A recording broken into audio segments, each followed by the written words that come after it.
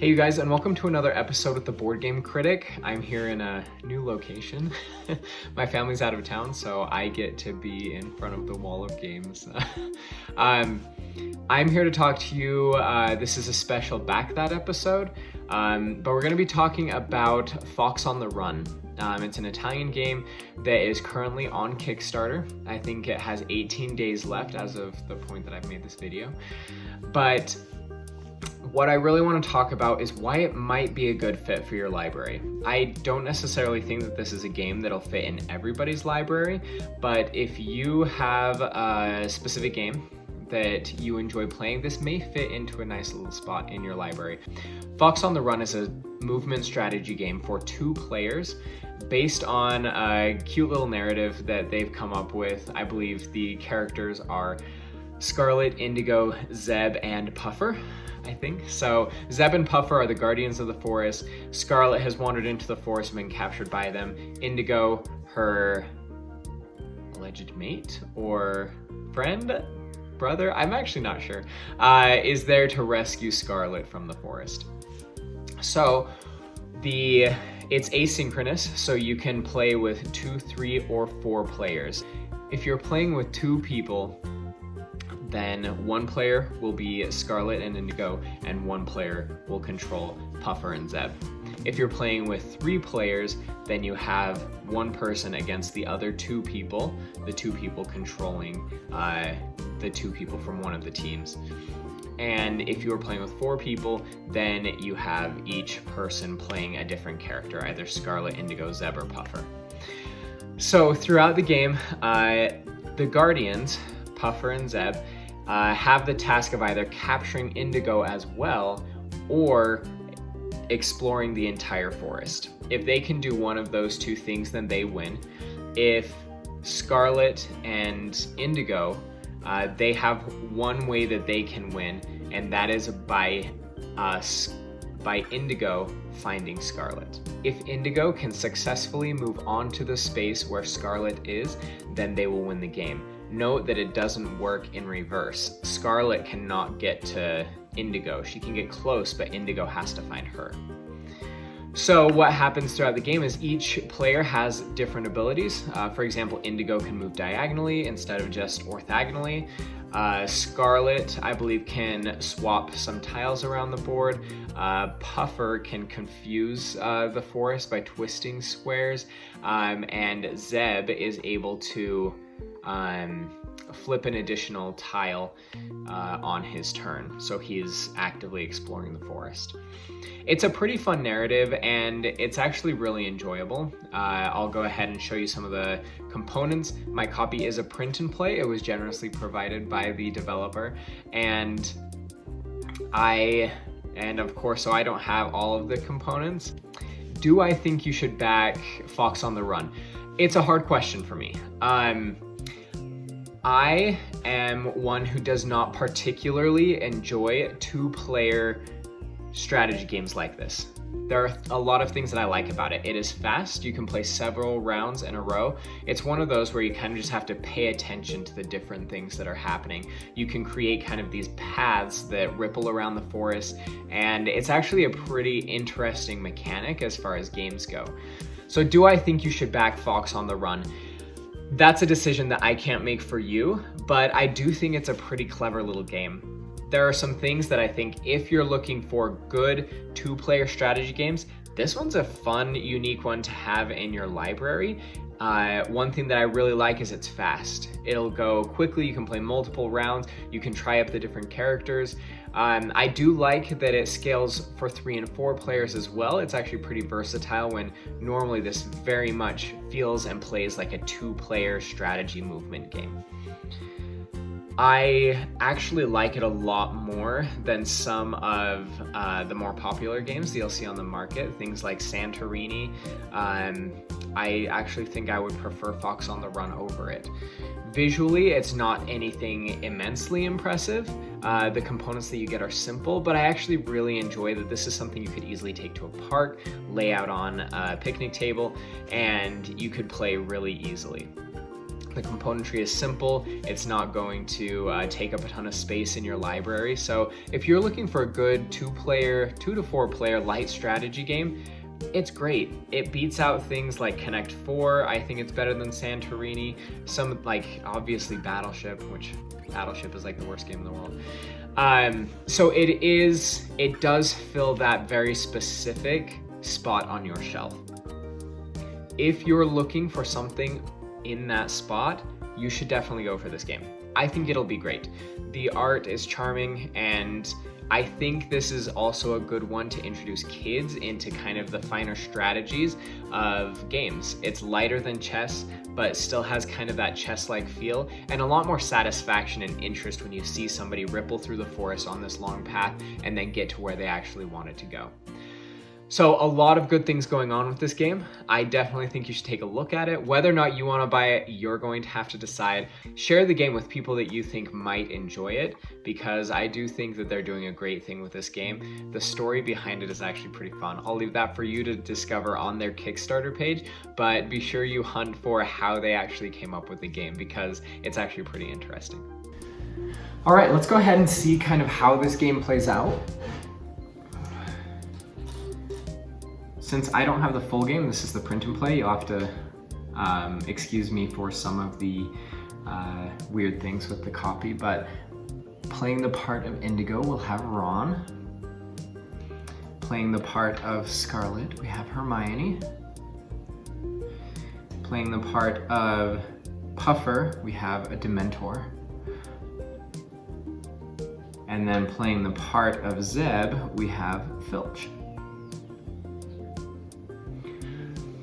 So the turn order always goes Indigo, then Puffer, then Scarlet, then Zeb. So we'll go ahead and I maybe speed this up a little bit, but Indigo can move diagonally, and he's not going to. He's going to kind of skirt the outside, so he's going to jump over here. Oh, they're kind of hard to pick up.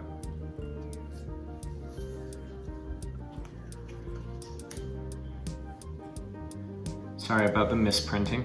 So always make sure the trunk is facing up, and he's gonna go there. Then we're going to have Puffer go ahead and take his turn, and he'll move up here.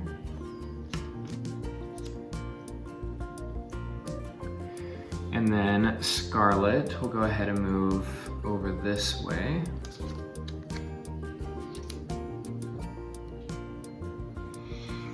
We'll be back to Indigo.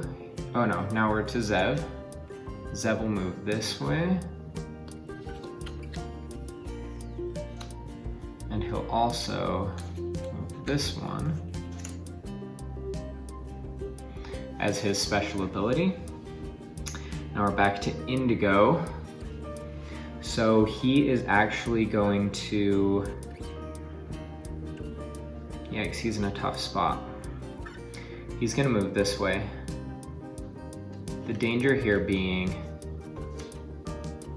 if Indigo were to move here, he would stop, and then the next, on Zeb's turn, he could get to Indigo.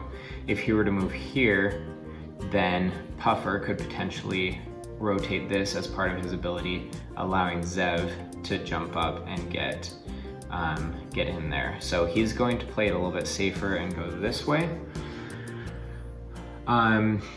So now it will be Puffer's turn, and Puffer is still going to, whoa.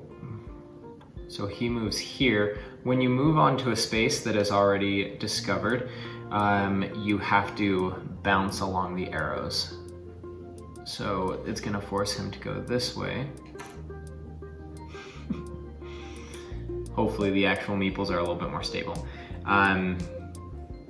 And he'll go there, but he's also going to rotate this way as his special ability to allow Zeb to get closer to Indigo. So then Scarlet is going to, she's going to move up here, and she is going to swap. Oh, they have to be 2 turned over cards. No, she's not going to do anything. So then it'll be back to, so Zev, he'll go here and then land here. And he's also going to turn over this space. And let's see, Indigo's in a rough spot.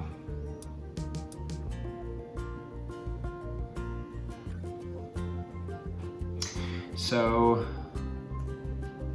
Indigo will move. He's kind of backed into a corner right now. He's gonna go here and then jump down here. Turn this one over.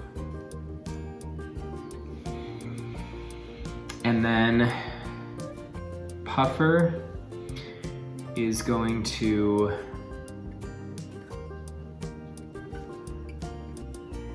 move over here to try and box him in. So players cannot occupy the same space unless it's part of their win condition, or if they are Zev and Puffer, they can occupy the same space. They start on the same space. So now it's Scarlet's turn. Scarlet is going to move over here, and she's actually going to swap this one and this one as her special ability to protect Indigo for a little bit longer. So now it's Zev's turn. So Zev, he has a couple options. He can move here.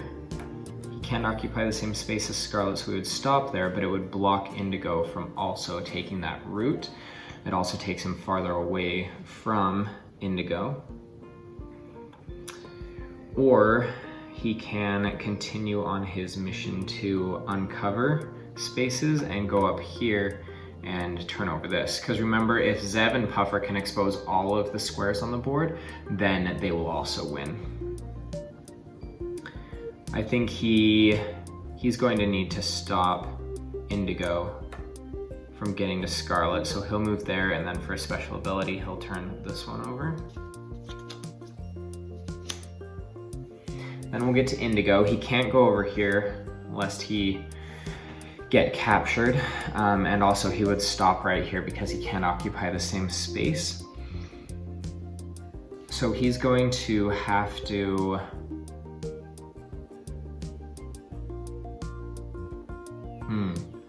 yeah, he's going to have to move down here and uncover this one.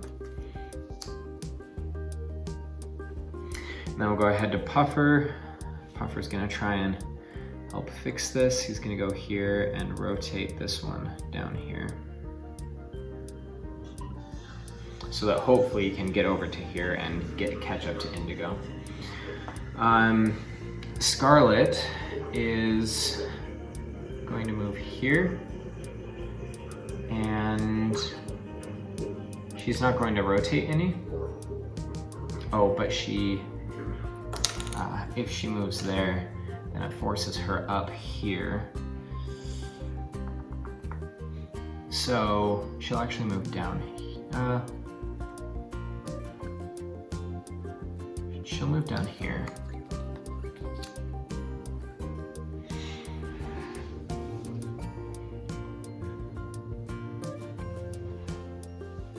Okay, and then we'll have Zev, I believe, will take his turn.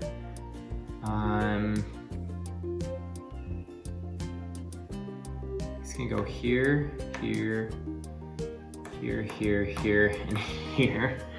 So he's taking a little bit of a different strategy now, and he's also going to turn over this one.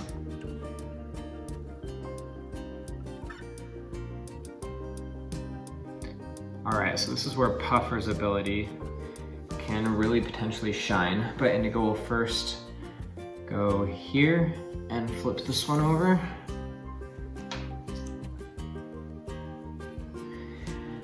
And then Puffer is going to move over here, and he's going to rotate this one this way. So now it's Scarlet's turn. She doesn't have very many options, but she can see that Zev is in danger of just being able to go down here and capture Indigo on his turn. So she's going to jump over here, not only getting closer to Indigo, but she's also going to swap this tile and this tile.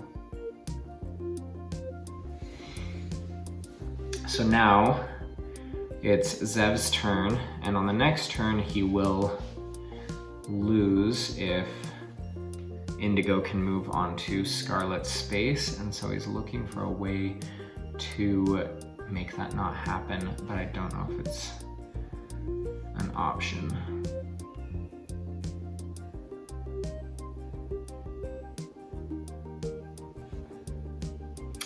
Yeah, so the most that he can do is go here, here, here, here, and end right there.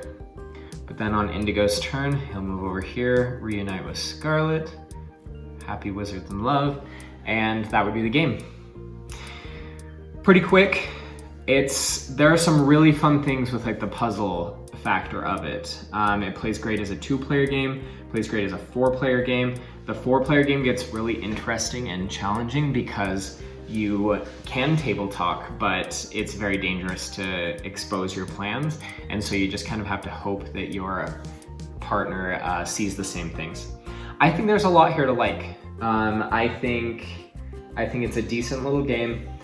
You can decide whether it's worth the investment, but thank you so much for being here.